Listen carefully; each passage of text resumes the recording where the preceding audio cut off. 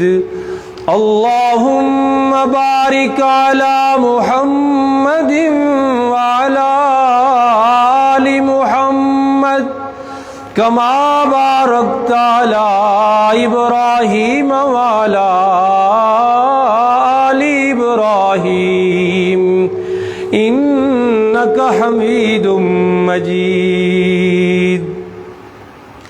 واجب الاحترام حاضرین و ناظرین کرام، رب العالمین نے انسانوں کی ہدایت و فلاح اور کامیابی کے لیے حضرات انبیاء علیہم الصلاۃ والتسلیم کو جو بھیجنے کا سلسلہ حضرت آدم علیہ الصلاۃ والتسلیم سے شروع فرمایا تھا، اس سلسلے کا اختتام ہوا میرے اور آپ کے قریب آقا امام الانبیاء محمد مصطفیٰ صلی اللہ علیہ وسلم کی تشریف آوری پر۔ اللہ رب العالمین نے اپنے اس آخری پیارے محبوب اور عظیم الشان پیغمبر کو بڑے مرتبے، بڑی شان، بڑا مقام دے کر دنیا میں بھیجا تھا۔ وہ سارے مرتبے، وہ سارا مقام مسلم ہے، تسلیم شدہ ہے، مانا ہوا ہے۔ کوئی بدبخت ہی اس کا انکار کر سکتا ہے۔ وہ مقام و مرتبہ، وہ شان و شوکت، وہ عزت جو اللہ نے اپنے محبوب صلی اللہ علیہ وسلم کو عطا فرمائی ہے، وہ امت کے ہر فرد کو یاد ہے، اس کا تذکرہ ہوتا رہتا ہے، ہوتا رہنا چاہیے، ہمارے ایمان کا حصہ ہے۔ لیکن اس مقام و مرتبے والے عظیم الشان پیغمبر کی تشریف آوری ہوئی کیوں؟ آپ کو دنیا میں کیوں بھیجا گیا؟ آپ کے تشریف لانے کا مقصد کیا تھا؟ اس پر بات ہماری امت میں، اس امت میں بڑی کم ہوتی ہے۔ اس لیے کم ہوتی ہے کہ امت کی اکثریت قرآن سے دور ہونے کی وجہ سے ایسے عقائد اور ایسے نظریات اختیار کر چکی ہے کہ جو اللہ کے محبوب صلی اللہ علیہ وسلم کے عقائد اور نظریات سے ہٹ کر ہیں۔ یعنی آپ نے جو فرمایا، جو پیغام آپ نے دیا، جو راستہ آپ نے دکھایا، امت کی اکثریت چونکہ قرآن سے دوری کی وجہ سے اس راستے سے ہٹی ہوئی ہے، اس پیغام سے ہٹی ہوئی ہے، اس سوچ سے ہٹی ہوئی ہے، اس لیے اللہ کے محبوب صلی اللہ علیہ وسلم کا لایا ہوا سچا پیغام دہرانے کے لیے تیار نہیں ہے، اس کو ذکر کرنے کے لیے تیار نہیں ہے، اسے بیان کرنے کے لیے تیار نہیں ہے۔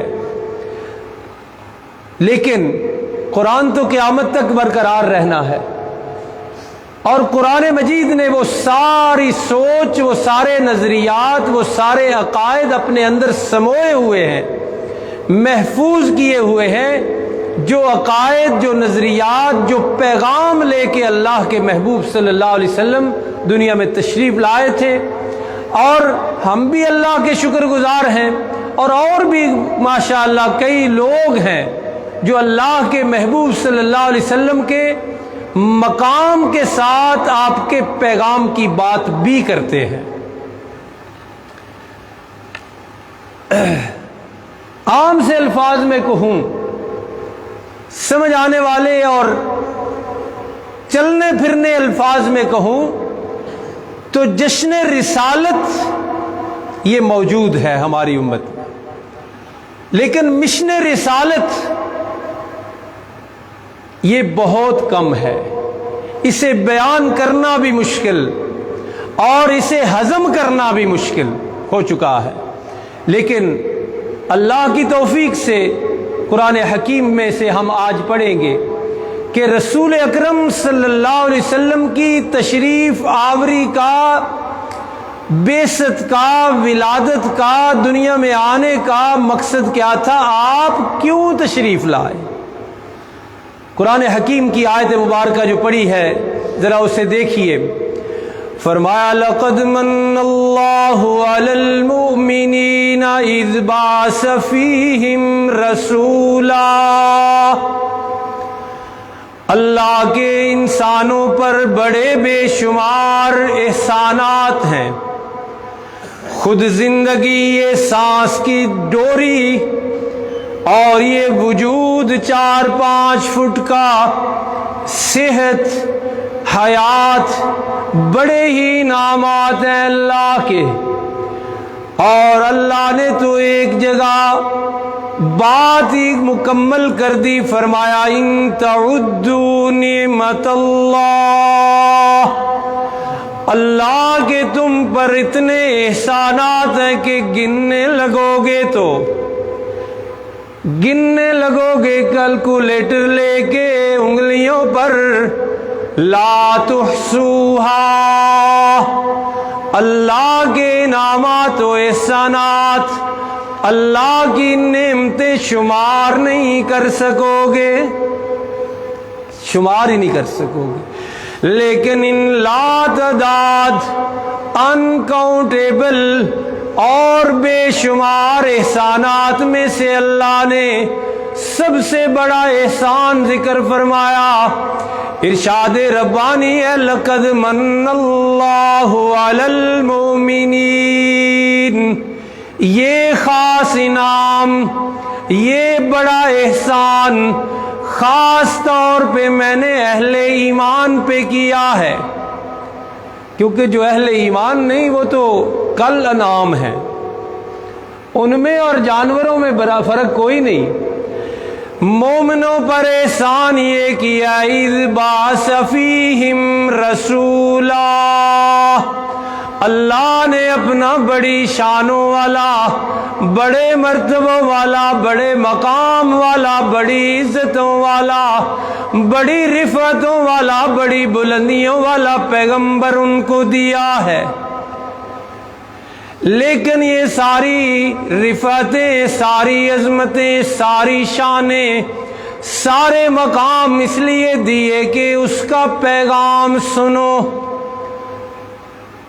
جتنی رفعتوں والا پیغمبر ہے اتنی ہی رفعتوں والا اس کا پیغام، جتنی شان والا پیغمبر ہے اتنی شان والا اس کا پیغام ہے۔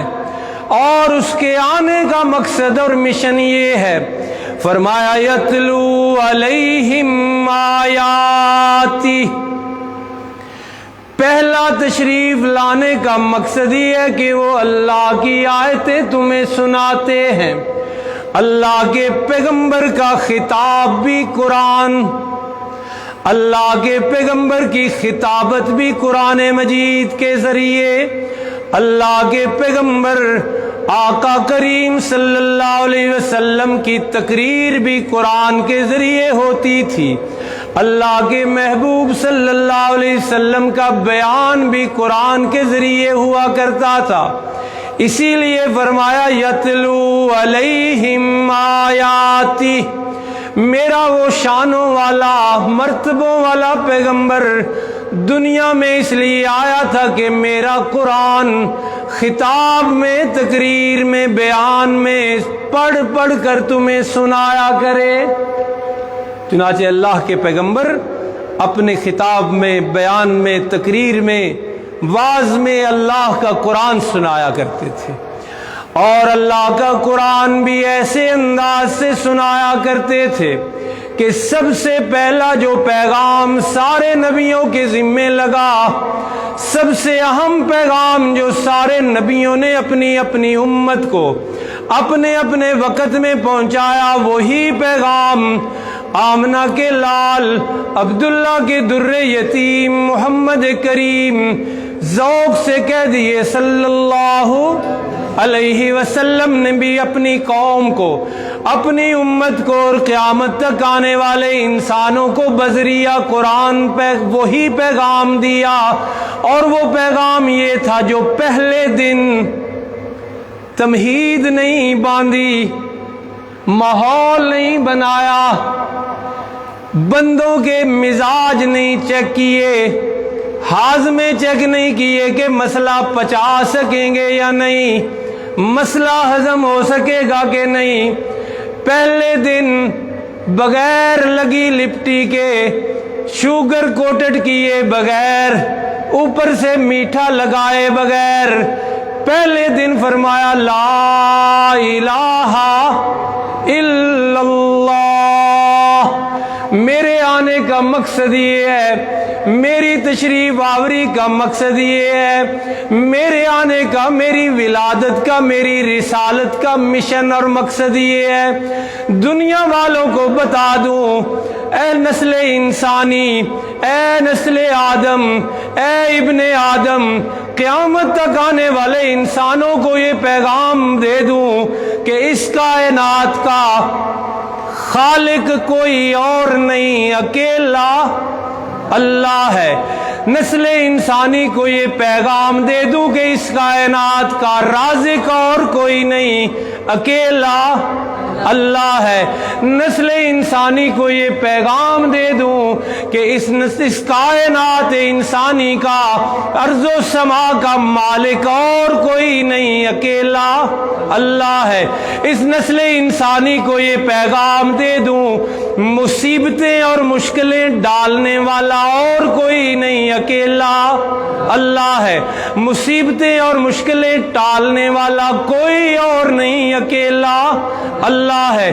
یہ سب سے پہلا پیغام تھا کہ پوری نسل انسانی کو تا قیامت یہ پیغام ملے کہ حاجت روا اور کوئی نہیں، اکیلا اللہ ہے۔ مشکل کشا کوئی اور نہیں، اکیلا اللہ ہے۔ رزق میں برکتیں ڈالنے والا کوئی اور نہیں، اکیلا اللہ ہے۔ روزی دینے والا کوئی اور نہیں، اکیلا اللہ ہے۔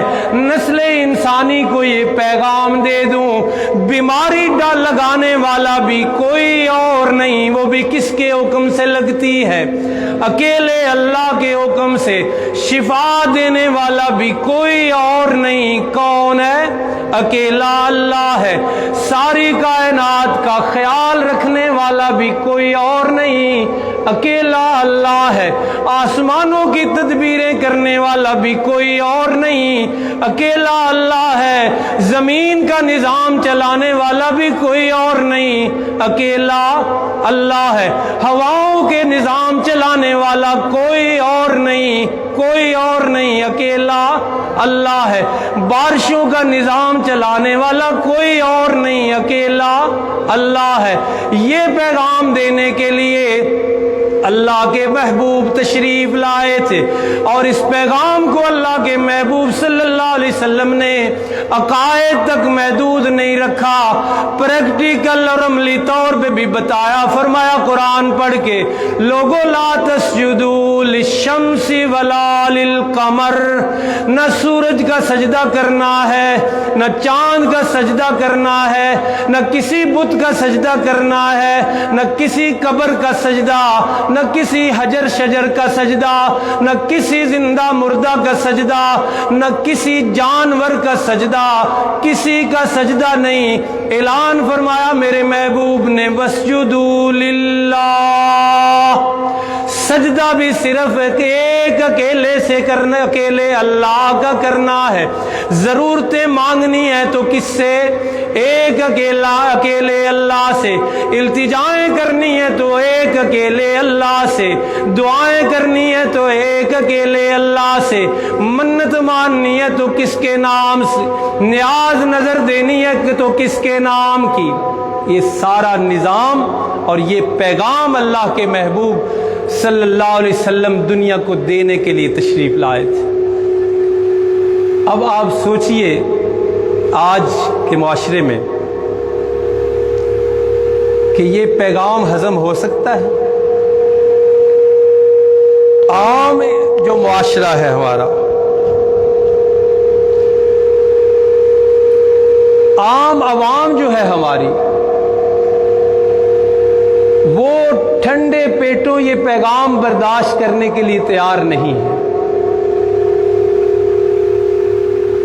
ابھی تو وہ قرآن مجید کی آیات برقرار ہیں، باقی ہیں، پڑھنی ہیں، جن میں اللہ کے محبوب صلی اللہ علیہ وسلم کھول کر یہ پیغام دنیا کو دیا کرتے تھے کہ اکیلے اللہ کا مطلب یہ ہے کہ لا الہ، کوئی اور نہیں ہے،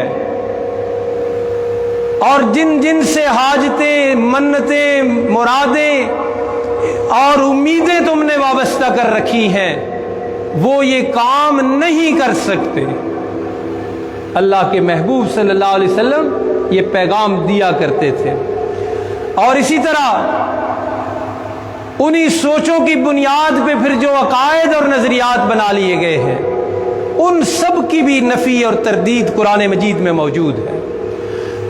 اور اللہ نے جب اپنے محبوب کو دنیا میں بھیجا تو پیغام خود عطا فرمائے۔ تھوڑا جا معمولی جا نرم کریا جا، معمولی جا جس دے اتے پین لگی نا انہوں تھوڑا جا پرلی سائڈ تے کر دیو۔ اللہ کے محبوب صلی اللہ علیہ وسلم کو خود پیغام عطا فرمائے کہ میرے محبوب یہ پیغام آپ دے دیجیے۔ چنانچہ 2-3 پیغام سنیے اور پھر موجودہ زمانے کی بھی بات عرض کر دیں گے۔ فرمایا میرے محبوب مکرم صلی اللہ علیہ وسلم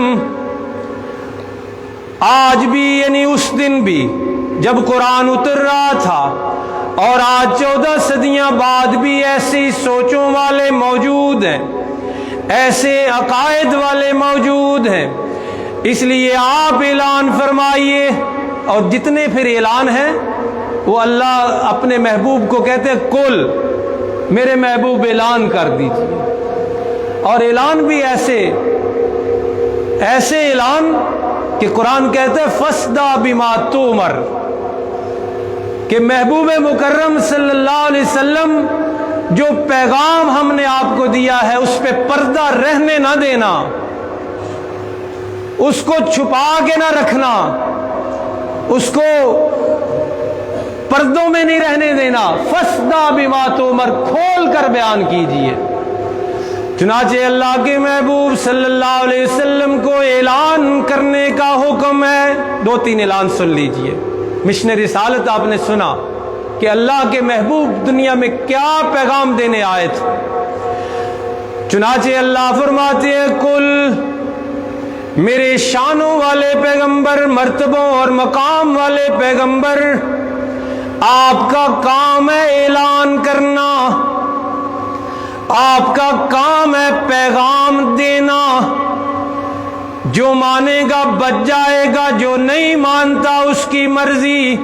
من شاء فلیؤمن ومن شاء فلیکفر، اللہ کو کسی کی ضرورت نہیں ہے، جو ایمان لائے گا اس کا اپنا فائدہ، جو بات اللہ کے پیغمبر کی مانے گا اس کا اپنا فائدہ، جو منہ دوسری طرف کرے گا مانے گا نہیں، اللہ کا، اللہ کے پیغمبر کا کوئی نقصان نہیں۔ فرمایا سب سے پہلا اعلان کیجئے قل هو اللہ احد، اعلان کیجئے کہ اللہ ایک ہے، اللہ 2 نہیں، اللہ 3 نہیں، اللہ 4 نہیں، کائنات کا نظام چلانے والی ہستیاں 5۔ بولو، اللہ کا کوئی شریک نہیں، نظام ہستی چلانے میں اللہ کا کوئی شریک نہیں۔ فرمایا هو اللہ الصمد، کہ وہ میں نے بات کر دی کہ اللہ کو کسی کی ضرورت نہیں. اللہ کی سب کو ضرورت ہے لیکن اللہ کو کسی کی ضرورت نہیں ہے. اور یہ بھی یاد رکھیے دین اسلام کو بھی کسی کی ضرورت ہے. بڑا بے نیاز دین ہے یہ بھی. یہاں جھکنے والوں کو ہی فائدہ ملے گا, آنے والوں کو ہی فائدہ ملے گا. جو نہیں آیا قریشی تھا ابو جہل, اس کا ہی نقصان ہوا ہے. جو آ گیا وہ سیدنا بلال تھے رضی اللہ عنہ. ایسا فائدہ ہوا, ایسا فائدہ ہوا, ایسی شان بڑی, ایسا مقام بڑا کہ میرے سچے آقا نے فرمایا میں جب معراج پہ گیا تو میں نے اپنے آگے آواز سنی چلنے کی جنت میں. تو میں نے پوچھا ان سے جو ساتھ لے کر گئے تھے استقبالیہ کمیٹی کہ یہ آواز کس کی ہے, تو مجھے بتایا گیا کہ آپ کے غلام بلال کی ہے رضی اللہ عنہ. اس لیے دین بھی بے نیاز. فرمایا میرے محبوب اعلان کیجئے لم یلد, وہ کسی میں سے نہیں ہے, اس کا کوئی نہیں, اس کا کوئی بیٹا نہیں, اس کا کوئی حصہ نہیں, اس میں سے کوئی نہیں ہے, اس میں سے کوئی نہیں ہے. نور من نور اللہ, کوئی نہیں ہے. وہ نور اللہ صرف اللہ کا نور ہے, اللہ کے نور میں سے کوئی نہیں. یہ میں نے عرض کر دیا کہ عوام کی اکثریت چونکہ دوسری طرف ہے, اس لیے پیغام رسالت سنانا بھی مشکل اور ہضم کرنا بھی مشکل. اللہ کے نور میں سے کوئی بھی نہیں ہے. یہ قرآن کہتا ہے لم یلد, اللہ کا کوئی بیٹا کوئی بیٹی نہیں.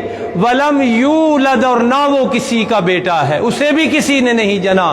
ولم یکن لہ کفوا احد, شان اور مرتبے اور مقام میں اس کا کوئی ہمسر اور برابری کا دعویٰ کرنے والا کوئی نہیں.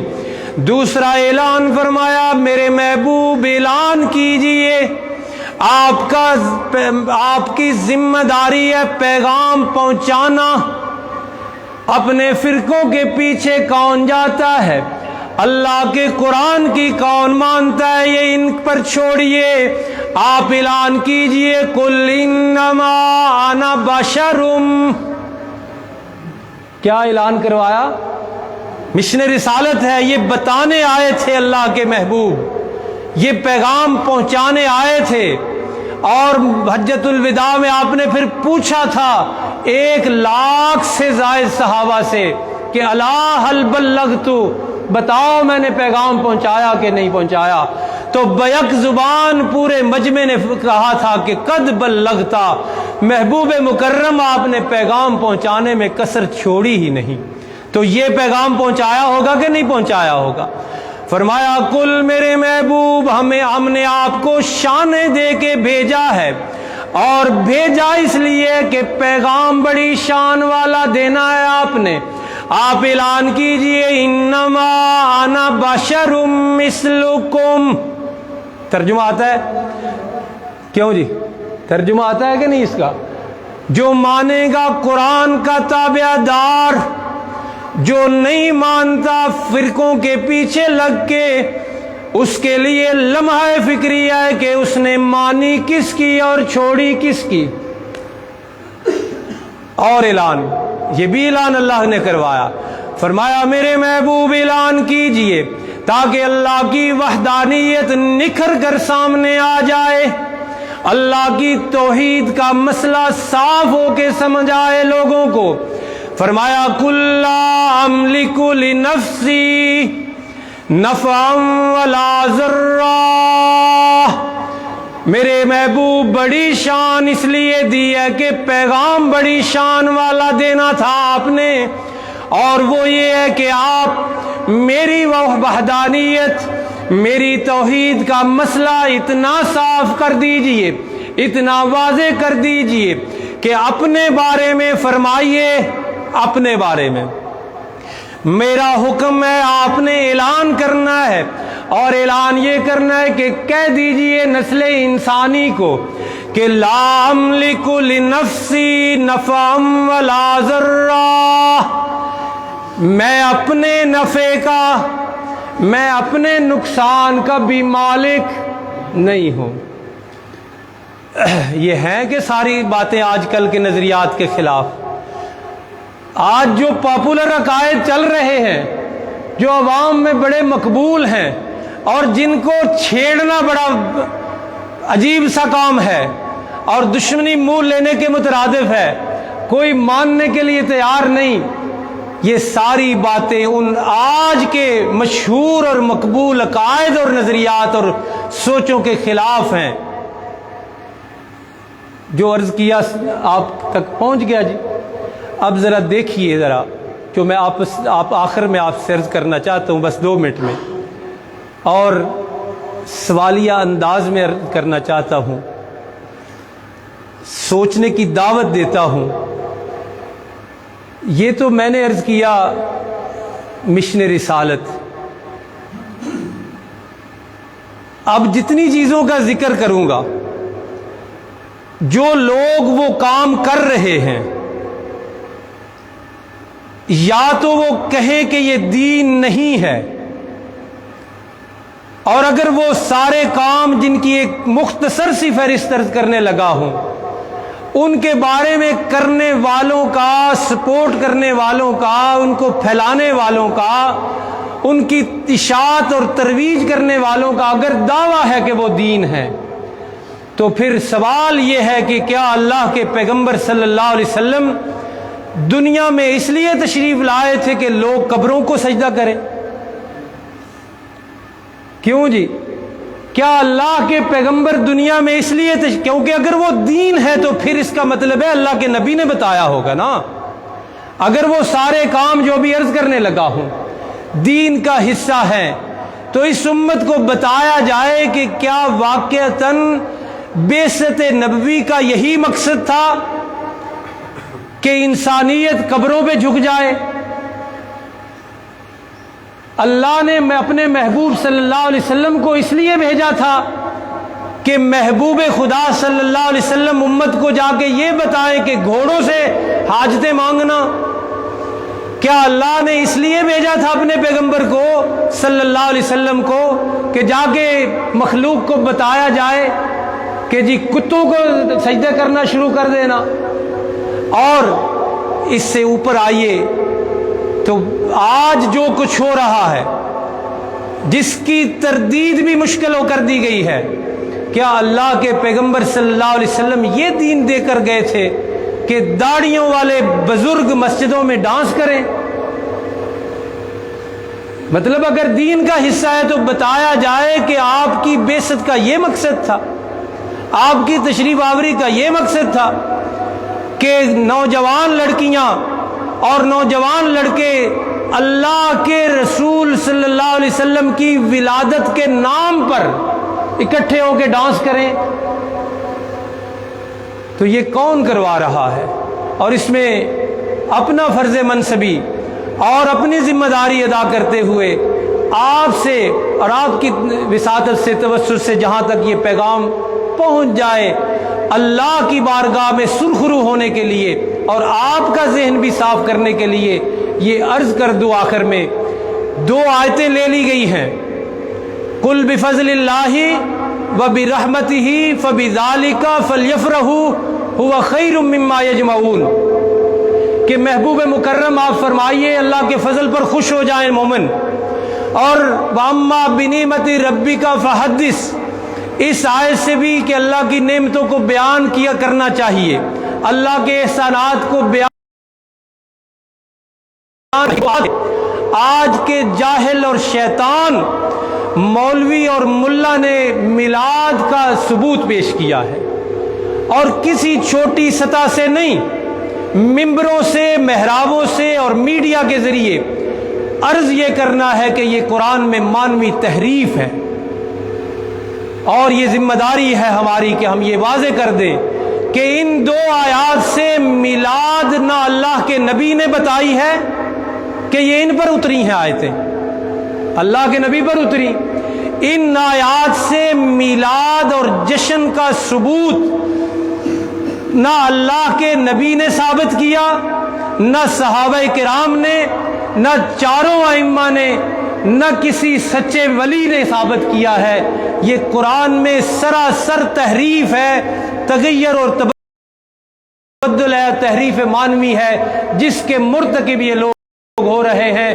ہماری ذمہ داری ہے کہ آپ تک بھی یہ پیغام پہنچائیں، اس لیے کہ بعض لوگ کہتے ہیں لو جی وہ بھی تے قرآن پہ پڑھ دینا۔ یہ تحریف مانوی ہے، لفظی تحریف نہیں ہو سکتی، لفظ میں ہیر پھیر نہیں ہو سکتا قیامت تک کے لیے۔ چھوٹا بچہ بھی پکڑ لیتا ہے کہ تو نے زیر کی جگہ زبر کیوں پڑھی ہے، لیکن مانوی تحریف کی کوششیں ضرور ہو سکتی ہیں، اور اللہ کی توفیق سے اور اس کے فضل سے علماء حق کا نام لینے والے لوگ، اور اسی زمرے میں مجھے بھی شامل کیجئے، تو یہ اعلانیہ کہہ رہے ہیں کہ یہ تحریف مانوی ہے۔ کسی نے ان دو آیات سے اللہ کے نبی صلی اللہ علیہ وسلم کی ولادت اور جشن ولادت، اور خاص کر یہ تحریفات جو اب تک کی جا رہی ہیں، یہ کسی نے بھی ثابت نہیں کی، یہ تحریف مانوی ہے۔ تو بہرحال عرض یہ ہے کہ